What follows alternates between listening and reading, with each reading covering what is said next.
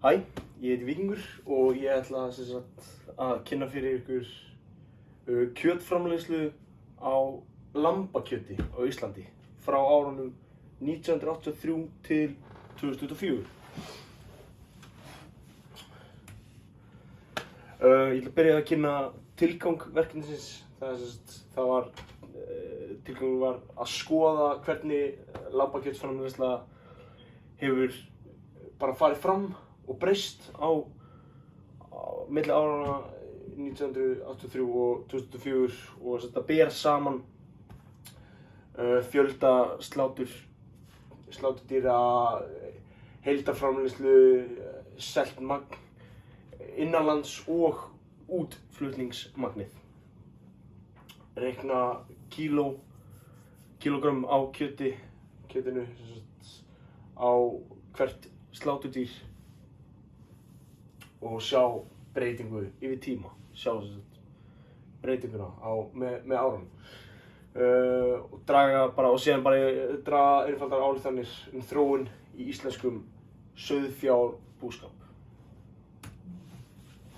Aðferðin sem ég notaði, þá sótti ég gögn af Hagstofu Íslands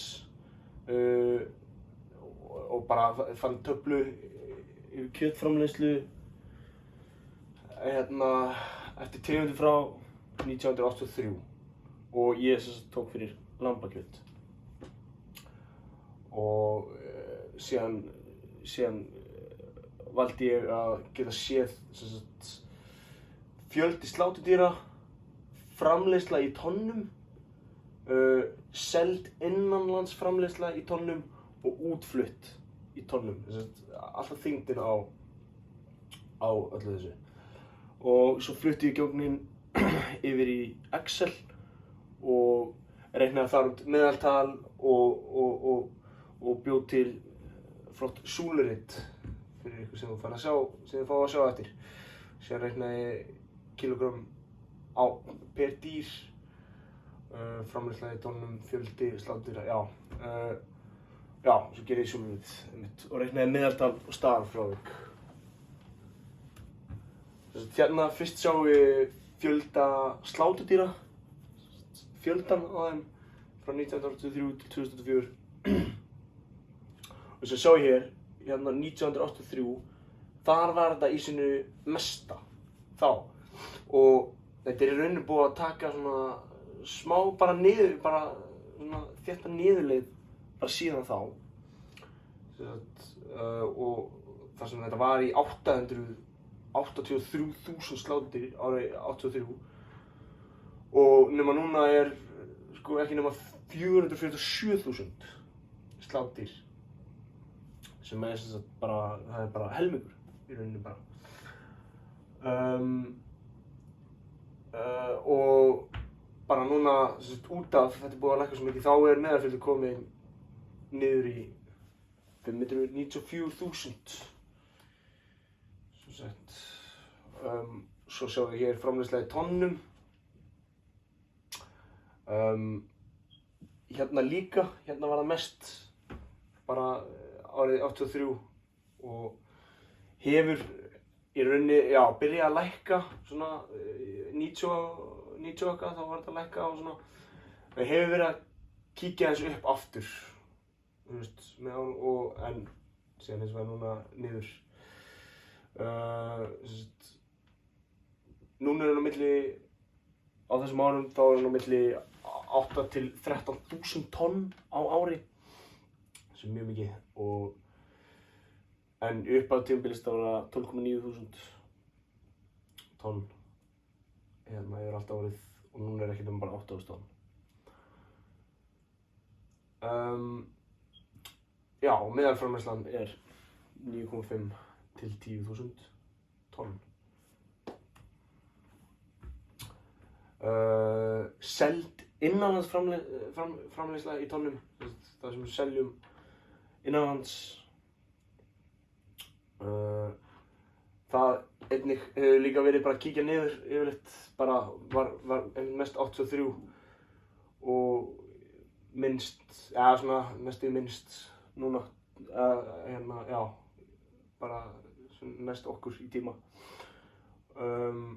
Og þessi salan bara aðalega á milli 6 og 10.000 tonn. Já, hún var hærri byrjun tímabils og lækkaði 9. og 10. áratugum. Já, og síðari ár magn innanlands tiltölulega stöðugt þrátt fyrir fækkun dýra. Og svo förum við í útflutt í tonnum, þar sem við flytjum út. Það bara svona út allt í rauninni. Það bara, það koma svona tímabil, eins og hérna 87 og 85 og hérna 2011. Og svona það sem bara mjög mikið af útflutningi. Þessum útflutningur á milli 800 til 3500 tonn á árinu og já, þetta í rauninni meira, það í rauninni meiri útflutningur á seinni árum, seinni hluti tímabilsins, hérna 83 og 24. Já, magnið, eins og ég hugsaði þá bara það virðist hafa ráðast á birgðum og verði á erlendum mörkuðum. Það hefur mikil áhrif á þessi tölfræði. Og hérna erum við með kílógrömm á dýr, hversu mikið kjöt gefur hvert dýr. Uppi að tímabilsins 83 erum 14,7 kílógrömm á dýr og núna það 17,5 kíló á dýr. Þetta búið að vera frekar stöðugt, fara mjög hægt og örugglega í rauninni upp bara með árunum. Þetta eykið rúmlega 3 kíló á dýrið, 20–25% meira kjöt á hvert dýr og meðaltalið þá 16,2 kíló á dýr yfir árin og með staðarfrávikinu 0,964, ekki meira en það. Megin ályktanir sem ég hef eftir þetta sem sagt, fjöldi slátdýra hefur minnkað mjög mikið frá 83 til 24, eins og við sáum í glæðunum hérna áðan. Heildarframleiðslan í tonnum hefur ekki fallið í sama hlutfalli, framleiðsla helst nálægt 8–10.000 tonnum. Kíló á dýr hefur aukist með árunum hægt og rólega, eins og við sáum hérna áðan. Hvert dýr skilar aðeins meira kjöti en það gerði fyrir 40 árum. Innlend sala tiltölulega stöðug, hún búin að vera bara stöðug frá 83. En útflutningurinn hefur sveiflast mikið með árum, líklegast vegna þess að út af bara erlendum mörkuðum. Og heildarniðurstaðan bara, við erum með færri en þyngri gripi, dýr, og tiltölulega stöðug heildarframleiðsla hjá okkur. Já, það var ekki meira. Takk fyrir.